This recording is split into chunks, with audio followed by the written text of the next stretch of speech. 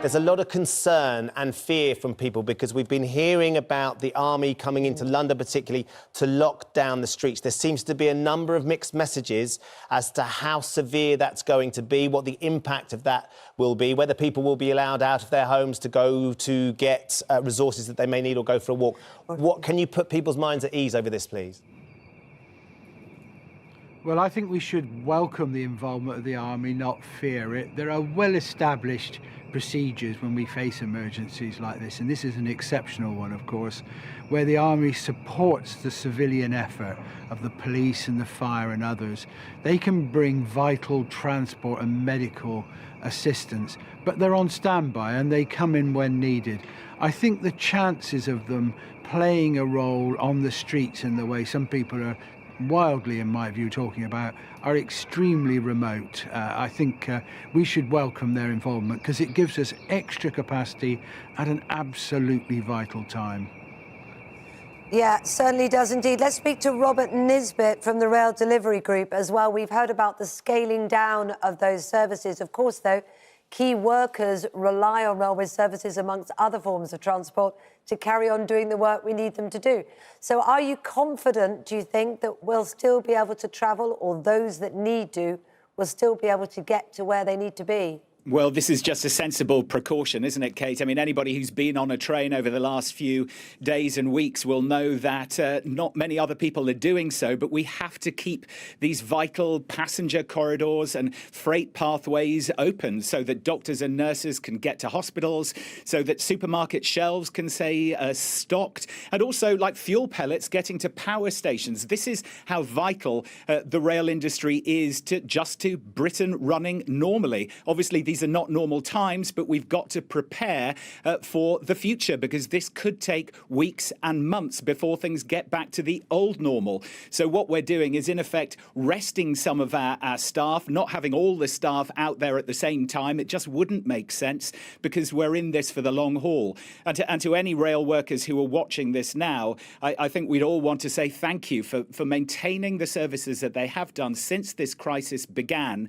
because it has been a real challenge. Rail workers are people like everybody else. They've got their own concerns, their own worries, vulnerable members of their families, and we want to ensure that they are healthy as well throughout this crisis, but we keep the railway going. Yeah, we certainly echo those thanks. Let's go to Adam Leyland, who's the editor of The Grocer magazine. Adam, of course, a lot of pressure on our supermarkets, on all grocery stores at the moment to try and provide the food people so desperately need. We're seeing lots of clips of, we saw the nurse who got into her car having been to the supermarket after 2 days, 48-hour shift, and not being able to get any food. You're also seeing clips of some of the small grocers seemingly profiteering from the situation, charging huge amounts for things like toilet roll or Dettol or any sort of antiseptic and stuff like that, the paracetamol shortages.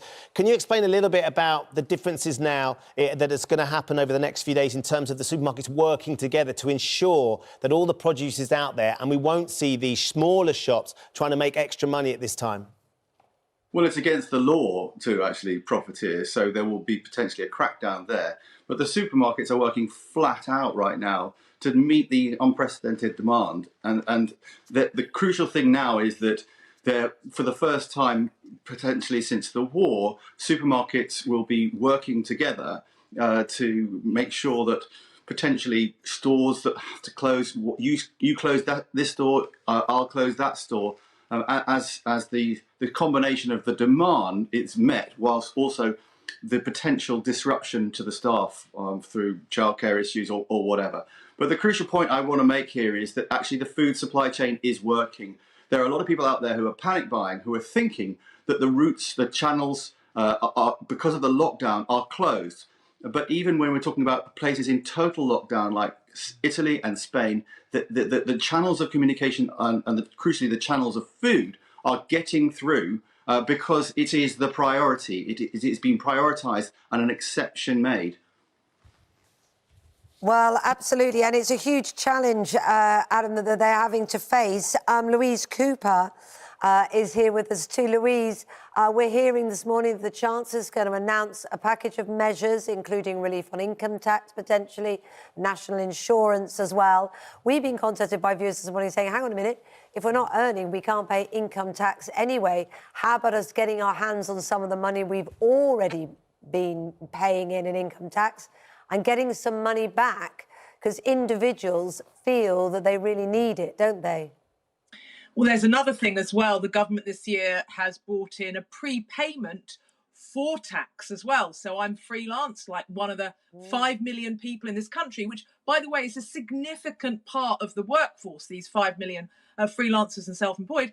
And I've been asked for a big wodge of money from the HMRC to pay in June, July as a prepayment for my December, January tax return. Well, straight away, if they, one, you're prepaying for income you may never actually get, but two, straight away, saying to the 5 million self-employed in this country, you don't need to do that prepayment in June and July, would make a huge difference. But there's lots he needs to do, and other countries in Europe have been doing this already. We are slow to the party. Our Chancellor is slow to the party to support people staying in work, i.e. the government paying the businesses to keep them, even though they can't work and there's no business to do, but also to support those who don't have an employer and are relying on, well, very little, given their income has collapsed or is in collapsing.